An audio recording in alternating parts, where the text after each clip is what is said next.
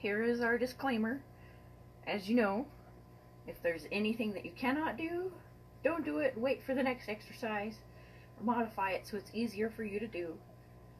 And thank you for joining us with Mother J. So today, well, for those of you who don't know me, my name is Jennifer Lawson. I'm also known as Mother J. I am an aromatherapist, fitness instructor. I was a senior fitness instructor. COVID has prevented me visiting seniors in their homes now, so we're working on classes online. So we're talking about some ways to exercise with what we have at home. And as you see, I have 3 balls here that you can find pretty much in anybody's house at some point in their lives if they had kids or pets. So, like, this is a pet ball. This is a typical beach ball from the dollar store. And this is a kid's toy that makes funny noises. So, any one of these can be an exercise tool. And that's really what we're talking about today, is we don't have to spend money to get exercise at home and have tools to use at home. So we use balls in a lot of range of motion and muscle building exercises.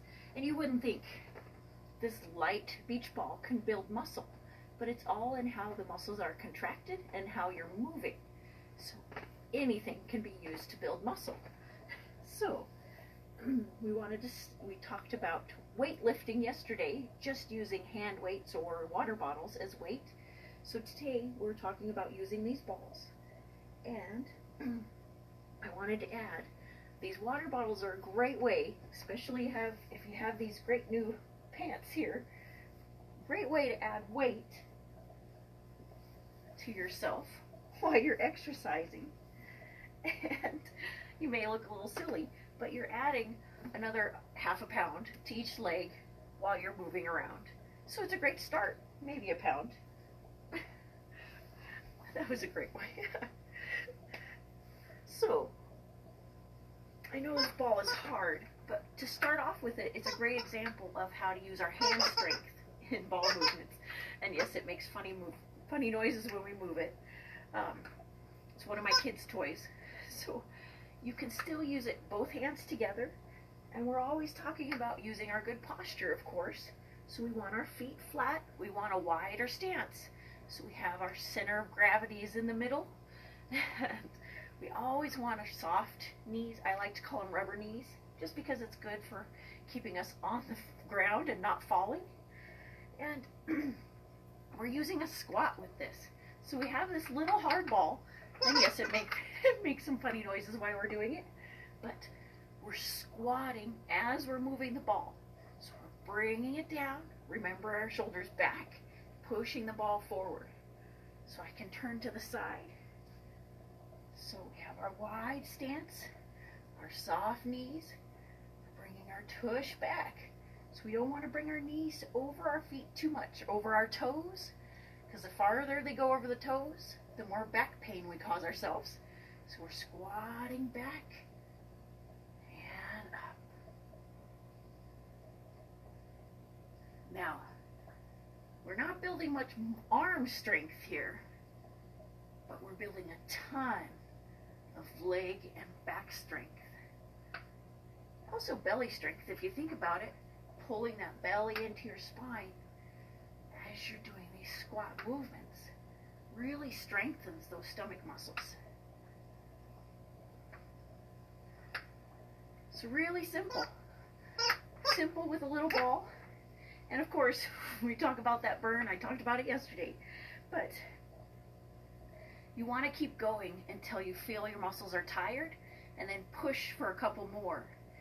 That's when the muscle building happens. So that's a pretty easy one with that ball. Now, dollar store beach ball, even, I think sometimes these even come from McDonald's or fast food restaurants in the Happy Meals or in the kids' meals. So it's just real light, but what it gives us is hand control and focus on where we're moving our hands. So again, we want to think about our stance, our soft knees, and we're just passing the ball. But we're controlling where the ball goes through our focus. And then we're using our good balance, our good stance to control the core muscles. So as we're holding it here, we feel our stomach muscles, again, they're tight, bringing us into our spine. Our spine is tight, so we're strong and upright.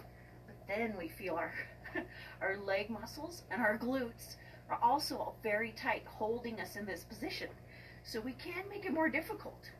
A wider stance, bringing it down. Very good squat. And again, that one I always have a hard time with, is not bringing the knees over the toes. So we're trying not to bring our knees over our toes because it hurts more, it's more painful. And there we go. So we're leaning back into our squat. I should turn again so you can see it. Our wide stance, leaning back into our squat. We really feel those muscles now. So right here and right here, very tight. The legs are tight, holding it. Now, try passing the ball. The arms, again, are not getting much muscle movement, just a little bit. But the core and the legs are getting a huge amount, and we're improving our balance and our focus, and even our hand strength. Again, we want to go until we can't and push it just a couple more, especially those legs. I feel it right here. There we go, just a couple more. And we'll relax it up. I feel it. So it's so simple. Easy with a light ball. And again, we can move this ball around. We can draw circles with it. And really, repetitions, the more repetitions we do of a movement, the more we can build muscle with the movement. So if we don't have a lot of muscle to begin with, starting with something very light and doing the movements, doing the bicep curls, anything gives you a start on having that resistance. So then you can increase your weight. You can go to this heavier ball, which this ball probably weighs about 2 pounds. So then you can go to a 5-pound dumbbell, 1 pound water bottle.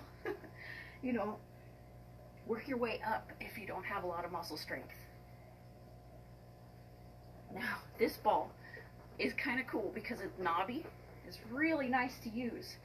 It is, I think you find them at the dollar store or in the pet aisle at PetSmart or pet stores. It's knobby. And it's really great for that sensory perception as we're doing movements. Because as we're combining thinking and moving, it increases the benefits both for our circulatory and nervous system.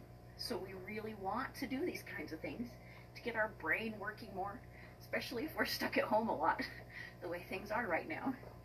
So a great way to start with this ball is, we've done the squat, you know how to do it. We've got that wide stance, sitting back into it, getting comfortable.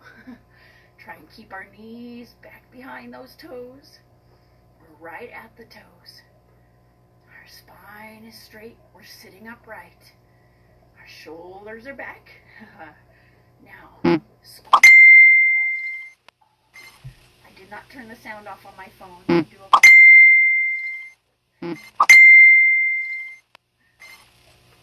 Now, squeezing the ball, we can work our finger muscles and improve the strength in our fingers. But as a coinciding exercise, while we're sitting in our squat, we can also work our peritoneal muscles, or the muscles that hold us inside. So the muscles right down in the middle. So we can squeeze the ball. As we squeeze the peritoneal, do a Kegel exercise. Squeeze the muscles, squeeze the ball, and release. Squeeze, and release. Squeeze, and release. Squeeze, and release. Squeeze, and release. Squeeze, release. I know we feel it. I feel it.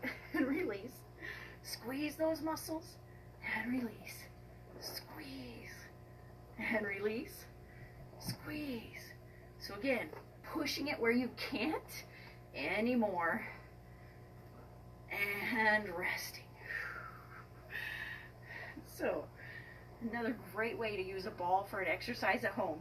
It's great for strengthening the fingers, improving the hand strength, and working as a double exercise.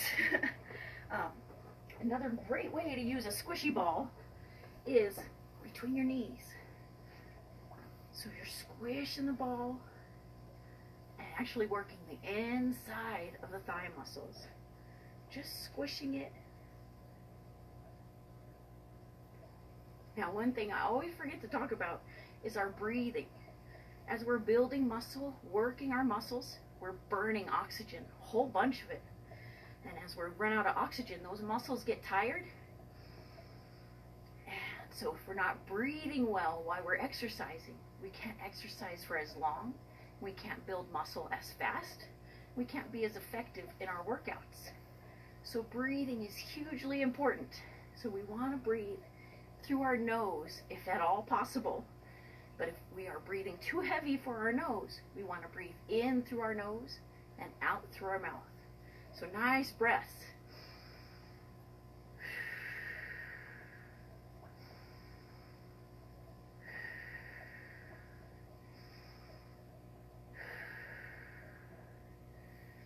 And if you can, use your nose as you start to calm down, just to breathe in and out.